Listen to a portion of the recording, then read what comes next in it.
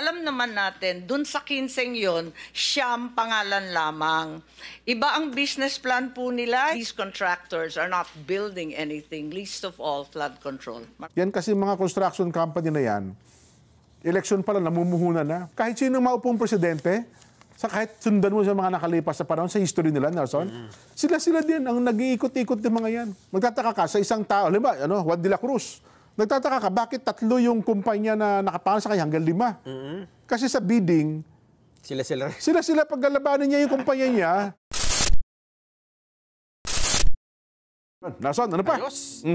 Ito naman, binunyag daw po ni Senador Amy Marcos na dun sa 15 kontratista ng ilang proyekto ng gobyerno ay siyam ay mga peke.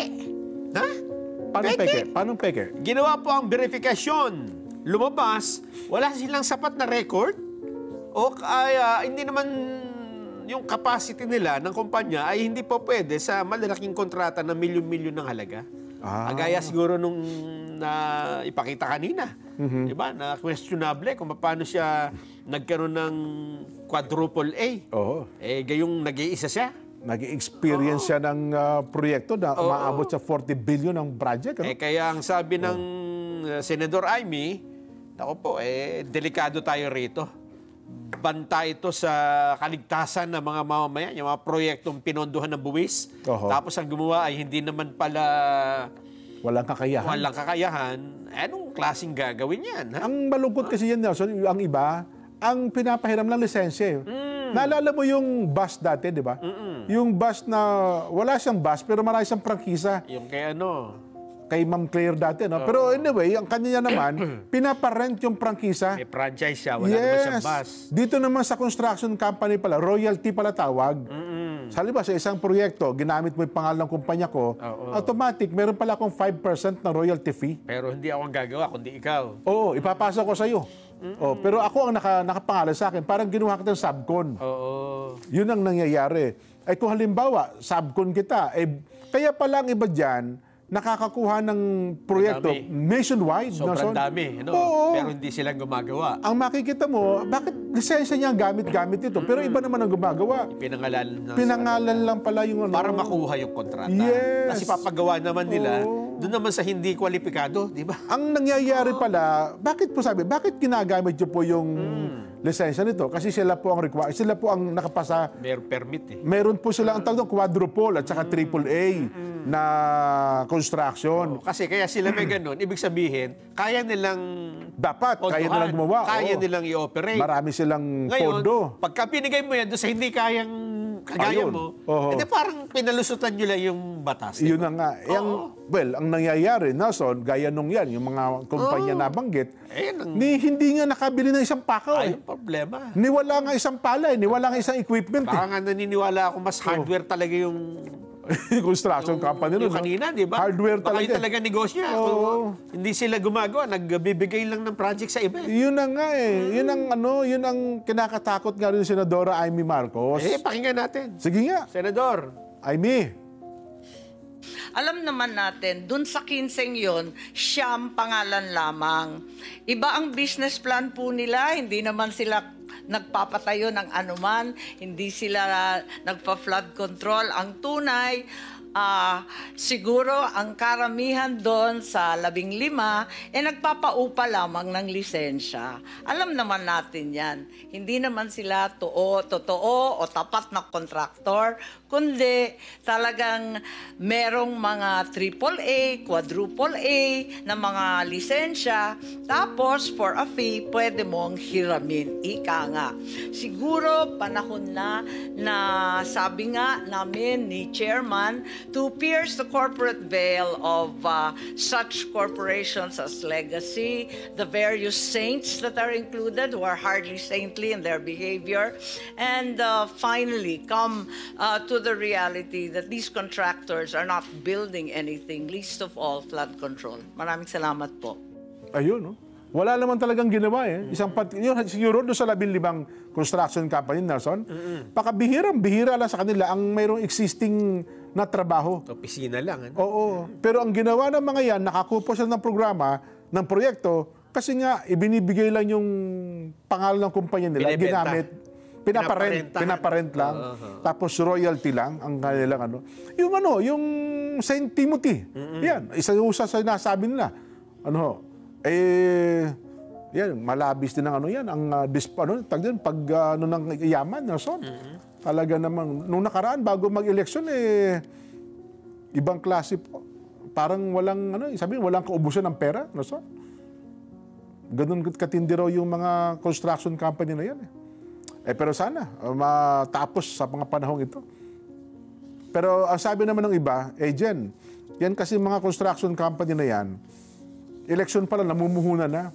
Ang totoo, ilang taon na nakalipas, yan din naman Sila din naman Kahit sino maupong presidente, kahit sundan mo sa mga nakalipas sa panahon, sa history nila, Nelson, sila din ang nag-iikot-ikot ng mga yan. Pag natalo, halimbawa, sabi susunod dyan, sila din naman. Pahinga uli. Papahinga lang konti.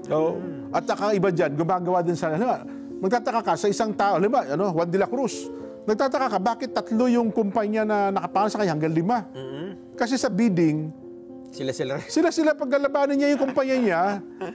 Paglalabanan, tapos para siguradong kanila yung project. Pero meron isang mautak diyan, Nelson. Ito naman. Ito hindi rin nagkakaroon ng proyekto ito. Pero ito kumikita. Inaalam lang niya, parang titingnan lang yung PhilJeps. Saan kaya mayroong magandang bidding dito? Ito. Mayroong ganito, sasali ako. Yun. Ang kanyang pagsali, hindi naman ang gusto manalo, Nelson Anong gusto niya? Bibili lang siya ng bid bonds, yung bidding documents. Okay. Magbabayad ng bid bonds. Pagkatapos, ikaw, kasali ka. Nelson 1, Nelson 2. Mga lihiti mo kayo. Ako number 3. Babagsak ko ngayon ng presyo. Ibibid ako ngayon ng murang-mura. Kumbaga, mga asar lang ako sa inyong dalawa. Para matalo ako. Para matalo ka, o kaya naman. Tapos papakita ko, ito bid ito bid ko, sasabihin mo ngayon, guguluhin mo pa yung bidding namin magkano ba yung bid documents na binayad mo? Bumayad ako ng 100,000 dito Sige, ito na yung 200,000 mo, bayad na, huwag ka nang sumali. Magpatalo ka na lang. Magpatalo ka na. Ito yung may-ari ng construction company na inaabangan lang ang bidding. Pero kumikita ito, nag-aabang din ang mga kusaan-saan ng bidding. Ang kanyang trabaho lang, magpatalo na magpatalo. Hindi naman yung trabaho manalo Ang gusto lang niya, makapitas ng konti doon sa proyekto. Kasi pag sumali siya, ang tawag nila, ba't ako sasali? Alam ko naman luto na yan. Simula pa lang ang bidding, alam ko luto na yan Hindi naman ako mananalo dyan pero manggugulo ako. Para bayaran. Pero, ganun. Kasi may puhunan ako, bibili ako ng bid docs Hindi ko lang alam kung magkano. Sa 1 milyon, kung magkano ang bid docs, kasi may presyo yan Kung magkano halaga ng project. Sa 1 bilyon ng proyekto, pag bumili ka ng bid docs, hindi mo na kasi mababawi yung bid docs na yun Doon na yun sa back Yun na yun. Pag sumali ka, tapos natalo ka, kung wala kang contact doon, hindi na mababalik sa iyo yung pera mo. Kaya, teka lang, manggugulo muna ako, babagsak ko yung presyo. Tapos kapag ka nanalo ka, magpoprotesta ako lowest bidder Di ba? Kada araw na nalulugi kayo, hindi nyo mapatupad, tumigil ka na nga, ito na Ino yung binayad mo sa bid docs mo, tsaka kumita ka na. Tama na yan. Ganun pala racket na mga yan. Meron pa akong isang kilala. May nakita pa ako dyan, Jen. May racket din? Oo. Talaga, niraracket talaga. Ito naman, everybody happy. Everybody happy. Paano naman ang kanyang ginagawa? Contractor dito. Halimbawa, ikaw yung ikaw yung may-ari ng project. Ibig sabihin, ikaw Ako napapanalo niyan. Halimbawa, taker na ako niyan ikaw yung ikaw yung magpapabid. Ikaw yung bidding. Ako DPWH, Vision Awards Committee. Back. Okay. Diba, may tatayo tayong plant control. Project natin, plant control. Sabihin ko sa'yo, ako 20 million sa akin. Okay. Merong papasok na isa. Sa akin, 5 million lang. Kaya natin. Sobrang baba naman, Sobrang baba, 5 million. Sabi ko, hindi, meron tayo dyan. Sasabihin nung, hindi, meron tayo dyan, everybody happy. Paano yun? Everybody happy. Okay. 20 million nga, di ba? 5 million. Ibigay natin sa 20 million. Ikaw papanalo din 20 million. Magre-reklamo, bakit? Paano naging everybody happy yun? Ganito ang gagawin niya natin sa 20 million. Okay. Yung 10 million, sa'yo. Okay. Yung... Sa back? Oo, sa Oh. back. 5 million sa akin. Oh. Eh, yung 5 million, ikaw gumawa.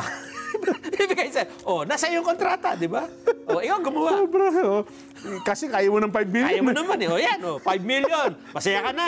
Hirap. Masaya ka na, di ba? Everybody Yan, happy. kaya mong gawin, di ba? Oh, Masaya ka. Nakuha ko eh. Kaming dalawa, masaya. Oo. Ikaw, wala kang gagawin. 5 million na lang sa'yo.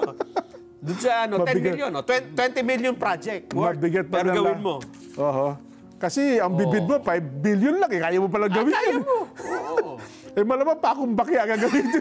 At saka kawad ng semento, hindi bakal yun. Hindi, sinabi mo, kaya mong gawin eh, di ba?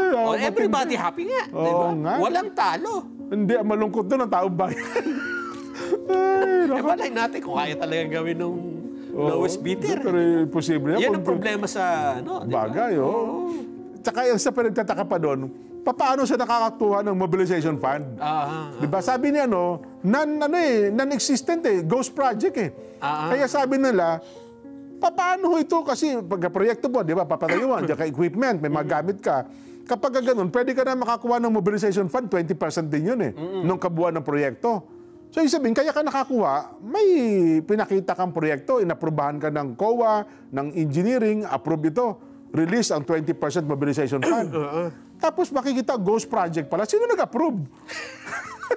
Paano? Ghost project nga ito. Paano nakakuha ng mobilization pa lamang eh? Baka nag-approve ghost employee. Yun na nga. Ghost employer din siguro nakakuha nun. Ay, talaga naman. Dami mga palusot. Pero ngayon, sa tingin ko na mukhang ano ito? Mukhang magkakabuking yan na dito. Madali yan. Oho. Sabi ko nga sa'yo, ang construction dyan, Oo. yan ang pinakamadaling tingnan kung nasaan eh. Yes. Kasi may mga papel yan eh, di ba? Oo. At yan, eksakto ha? Oo. Eksakto yung materyales niya, kung gaano kadami, kung anong sukat, kung gaano kakakapal. May mga program kung of work siya, magkano. yes, oo. At pati yung plano niyan, pati Specific hanggang yan eh. sa kahuli-huli ang pulgada, nakasukat yan. Oo. Diba? Ang mahirap tingnan, intelligence span. Ayun. Kasi walang mga sukat-sukat yan. Eh. Totoo yan. Pahirapan yan. Tsaka talagang itatago yan eh. Oo. Ang intention talaga yan, itago eh. Ay, no. Kaya dito, magkakaalaman talaga. Oo. Kung talagang titingnan natin, ha? Sige po, basa kami ng mga reaction. May kinalaman sa ating Vox Populi. Opo, may mga kickback yan at madalas ay may mga kamag-anak na nasa construction business. Dexter Asarcon, Quezon City. Opo, 100%. Dax, Adelaide, South Australia. Madali ang pera sa construction, lalo na sa mga concealed works. Aris Octavo Jr., Saudi. Alam mo dyan, kung pwede sana kung, halimbawa, ginagawa talaga nila yan, ano? Oo. Construction. Buti sana kung alalak ng sweldo ng mga construction worker. Ano? Hindi, naku.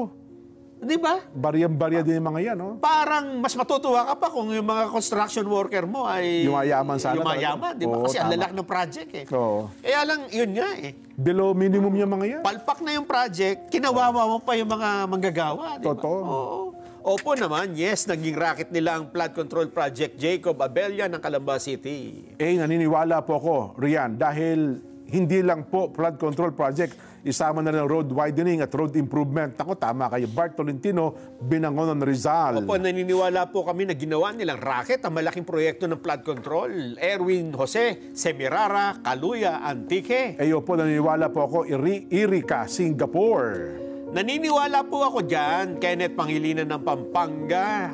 Opo, naway matukoy ang lahat ng opisyal na kasabwat sa pag-iimbestiga ng Senador Marcoleta. Mike Mananghaya, Indonesia. Opo, kitang-kita naman po natin yan. Samuel Binalhay, Cagayan de Oro City. Magbabalik pa po ang